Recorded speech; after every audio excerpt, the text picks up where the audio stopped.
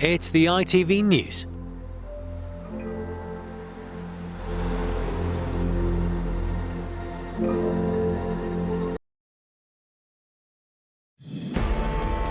A man is jailed for more than 17 years for dangerous driving. Daryl Anderson killed an 8-month-old baby and his aunt in the crash in County Durham in May. I feel that you live in someone else's nightmare. We don't know what to do anymore, do we? No.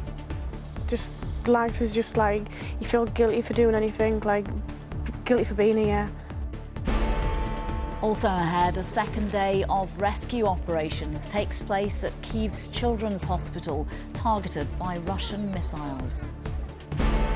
Britain's biggest water company says it'll run out of money by May, so what now? A washout Wimbledon. Bosses blame the terrible weather on low spectator numbers. And a new royal honour for Dame Shirley Bassey. I don't know who put me up for it, but whoever you are, thank you very much.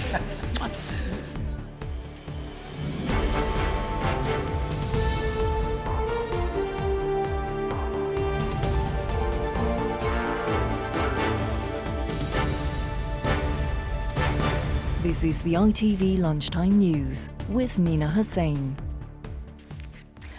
Good afternoon. A man who admitted causing death by dangerous driving in a crash on the A1 which killed a baby boy and his aunt has been sentenced to more than 17 years. The accident happened on May the 31st in the early hours between Chesterley Street and Durham. Around 50 family members and friends of the two victims were in court for Daryl Anderson's hearing. You may find some of the details in Sam Holder's report. Distressing. For 8 months, Zach Blades lit up the lives of those around him. He'd just learnt to crawl, to say mama, but he never got the chance to walk or even call out to his dad. Zach was killed by a drunk, speeding driver who was using his phone seconds before the crash. The car was just completely crushed, like, it was just a mess. I came back round, I called 999, and straight away I said I can't find my baby. Like, help, I can't find him. Jumped over the wall and ran over, and there was Zach lying on the side of the road. He was laying there, like, he's so beautiful. It's the first thing I thought. This tragedy was supposed to be a happy reunion. Shalorna had just picked up her sister Carleen from Newcastle Airport. The 30-year-old was also killed in the crash. No words can describe how you feel, you know, but it's in the heart. Yeah, No. And we're never going to see her again. The man responsible for this family's double pain is Daryl Anderson. So that's a fail. You've blown 95. All right, so you're further arrested on suspicion of drink driving. All right. He was more than double the limit. His car reached speeds of 141 miles per hour before crashing. We know this because he filmed the dashboard on his phone. No, sometimes mistakes happen. But I'm not a bad person. That was his claim, as was an elaborate made-up story that he'd picked up a hitchhiker who was actually behind the wheel at the time of the crash. He decided to drink. He decided to put his foot down on the car to do 140 miles an hour. He decided to take a picture of that. There is very little that can offer comfort for this family, except their belief that somewhere Zach and Carleen are together. Auntie looking after nephew once more. Sam Holder, ITV News. Our North of England correspondent Rachel Townsend was in Durham Crown Court for the sentencing. Rachel, a devastating loss of life for one family to endure. Yeah, and their pain was etched right across their faces. Zachary's mother showed incredible bravery by describing to the court the moments After that crash, she described seeing her sister motionless next to her and then her desperate search for her baby. She said, "I went to the back of the car, but there was no back of the car. I was picking up bits of rubble trying to find my baby, but he wasn't there." She then ran along the opposite side of the A1 and found Zachary's car seat about 100 yards away.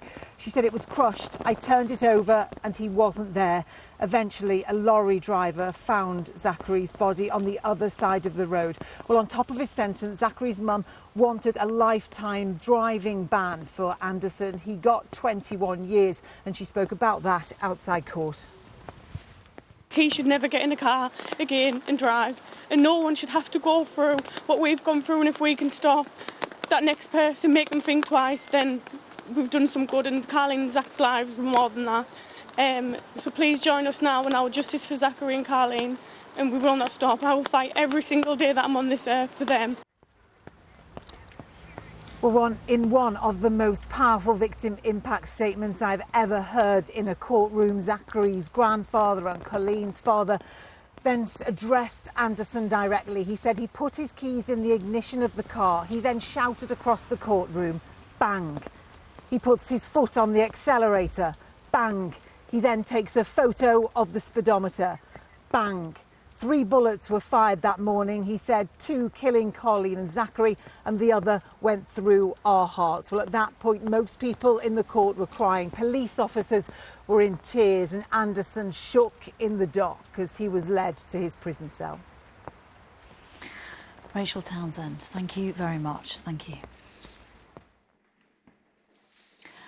NATO leaders will gather in Washington later with the ever-worsening situation in Ukraine at the top of their agenda. The US president has called Russia's latest missile strikes an horrific reminder of the country's brutality.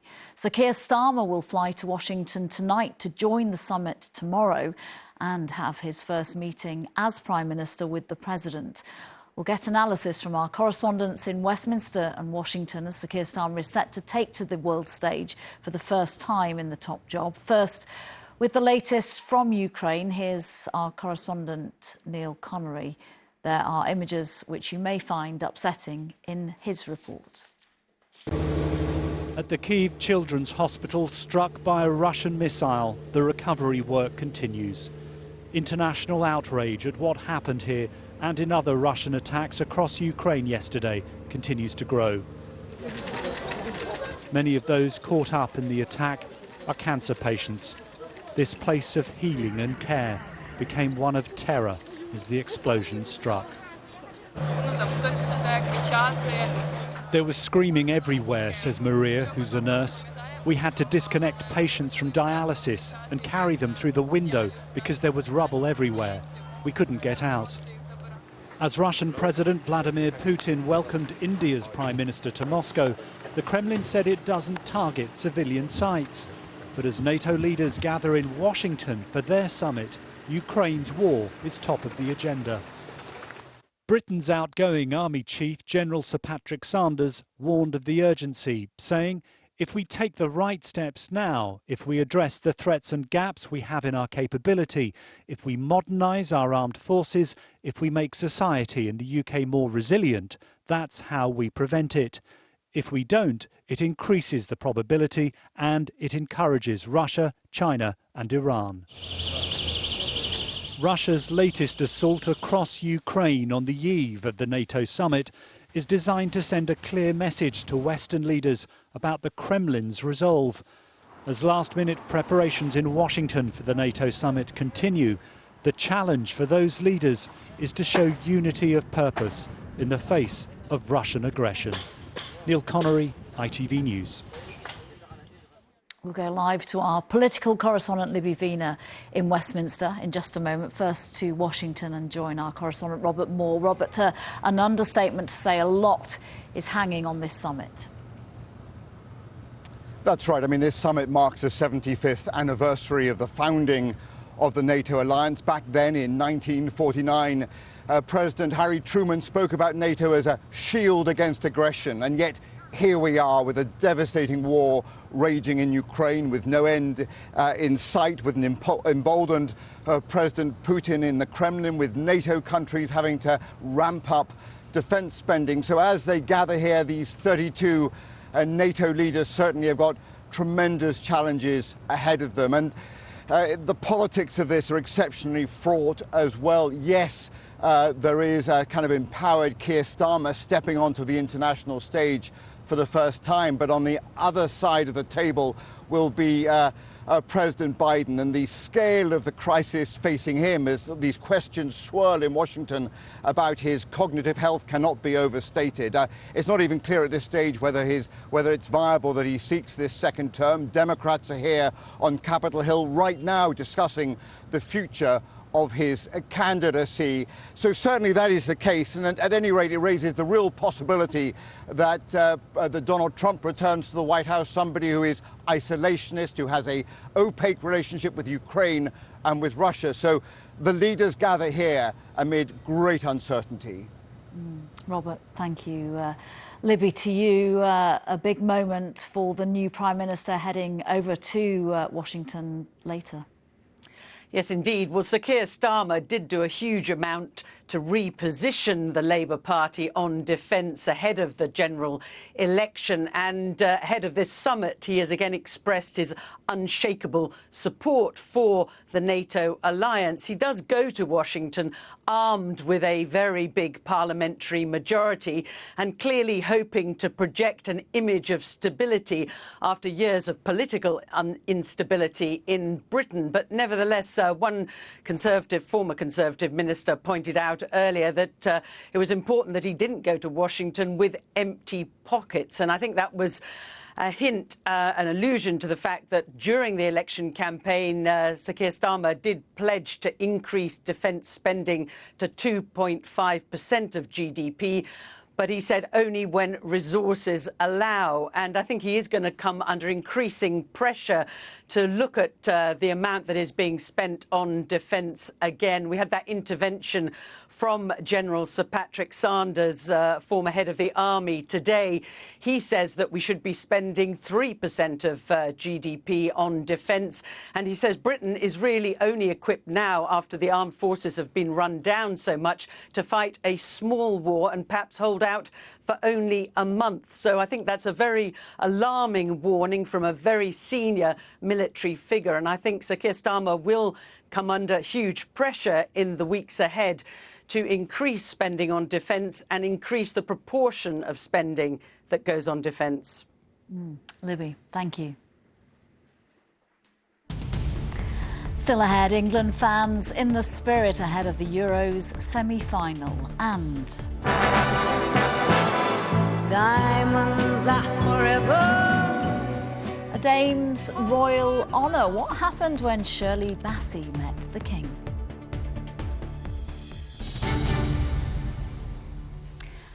Before that, Britain's biggest water firm says it'll run out of money by next May if it doesn't secure more investment. Thames Water has run up debts of more than £15 billion and wants to put up customer bills by more than 40%. That is despite paying out more than £158 million to shareholders back in March. So what happens to the company and to sewage spills if it doesn't get more funding? Our economics editor Joel Hills is here. What are the chances, Joel, of this huge problem for Thames Water getting fixed? OK, this situation is messy. It is complicated, but I'm going to try and go through the whole lot in 1 minute and 30 seconds. Are you Excellent. ready? OK, here we go. Right, so this. Thames Water provides water and waste services for about 16 million people in London and the South East. So massive, massive company. The good news is it's making money again, first time in 4 years. Mostly, to be honest, because it had to put up bills. So that's a big part of what's happening there. But the amount of water that's actually leaking from its pipes, 570 million litres a day. Yes, that's the equivalent of 200 Olympic-sized swimming pools, but it's actually down on last year. There's progress there.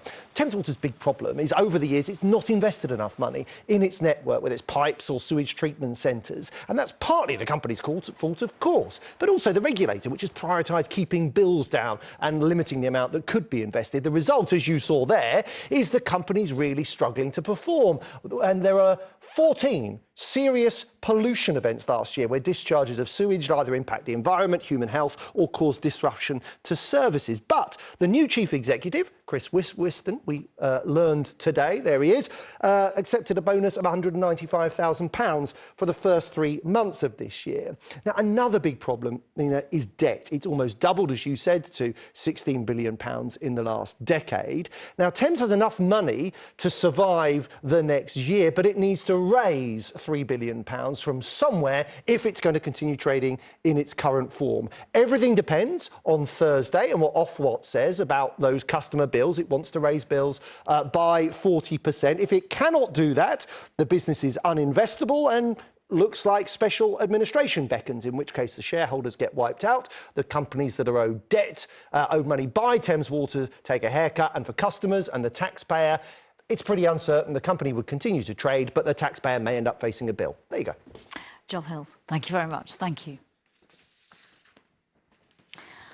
The Radio 2 DJ Steve Wright died from a ruptured ulcer in his stomach, according to his death certificate. The broadcaster died in February at the age of 69.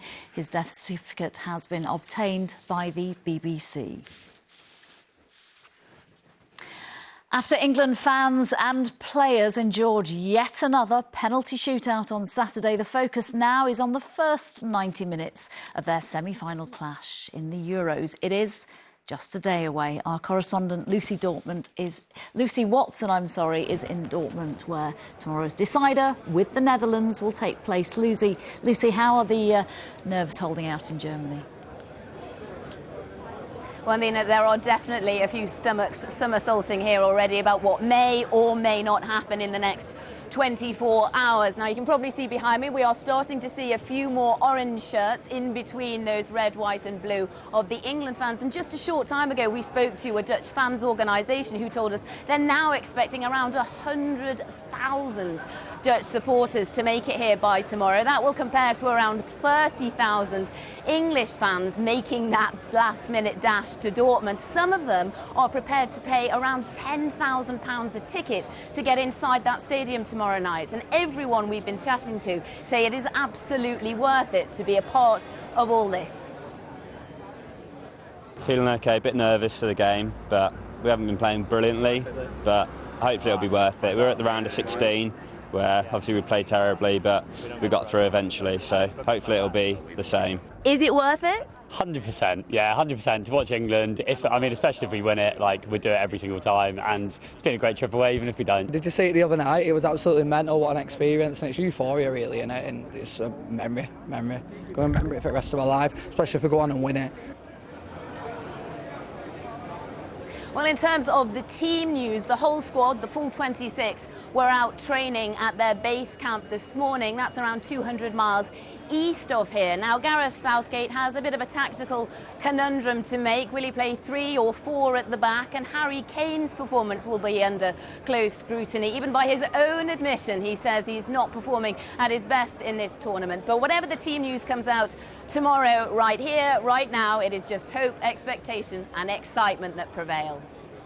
Lucy, thank you. The boss of Wimbledon has blamed the terrible weather for low attendances at the championships this year, and that's as the UK is set to be battered by further downpours. The chief executive of the All England Club praised the perseverance of those in the queue for tickets. Our correspondent Sejal Karia is there. Sounds like a washout Wimbledon so far, Sejal. Nina, it is the great British weather, so you won't be surprised to learn that it is actually raining here. And as you say, it is the reason why the boss here at Wimbledon are saying that tennis fans are being kept away. In fact, she says that up to 10,000 people did not come to watch matches last week, the first week of the tournament, compared to 2023. The only exception was last Tuesday when Andy Murray was due to play the first round of the men's singles. Now, there's no doubt that there has been heavy downpours here. At times they have been torrential, and a month's worth of rainfall fell just in the space of 1 week. Now, we've been speaking to some people who did come to watch matches here to find out why they turned up in this weather. We're British, we have to just suck it up, don't we? I think luckily I'm on centre, so there's a roof, so hopefully I won't get too wet. But yes, I would love a Wimbledon umbrella as well. Just get wet. Well, I'm very grateful for the roof today, to be honest. That's the main thing. And bosses say they don't believe that there has been, just because there hasn't been like Roger Federer and other tennis stars like Serena Williams competing here, they don't believe that that's what's keeping people away. They do believe that it is the weather. Sejal, thank you. Finally, this lunchtime, how do you honour an icon who's already a dame? Well, if you're the legend, one Shirley Bassey, her outstanding career has now been rewarded with a Companion of Honour at Windsor by the King. Sally Biddulph reports. The Order of the Companions of Honour, to be a member, Dame Shirley Bassey, for services to music. Receiving her honour this morning at Windsor Castle, Dame Shirley Bassey was awarded one of the highest accolades the King can bestow. She's one of only 65 people who can ever hold the Order of the Companions of Honour at the same time. Now part of an elite group of household names like Sir David Attenborough and Sir Paul McCartney. Joined by 4 generations of her family today, the Welsh superstar said it was a humbling experience. Wonderful. I am very honoured, and I don't know who put me up for it, but whoever you are, thank you very much.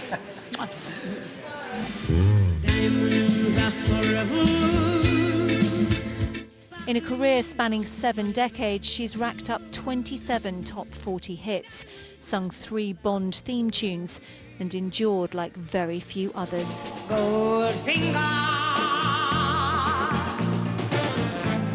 No stranger to royalty, Dame Shirley's path has intertwined with that of the monarchy, supporting charities with the King since the 70s, and among many other stellar performances, singing at his mother's Diamond Jubilee in 2012. It brings back memories, and a little sad, you know, because I met the Queen so many times, but it was wonderful meeting the King because I met him when he was Prince Charles. 30 years on since her damehood, today she added in the Order of the Companions of Honour. An incredible achievement for the little girl from Tiger Bay who just loved to sing. Sally Biddulph, ITV News. That's it this lunchtime. Mary's here with the evening news at 6:30. The news where you are is next. Goodbye for now.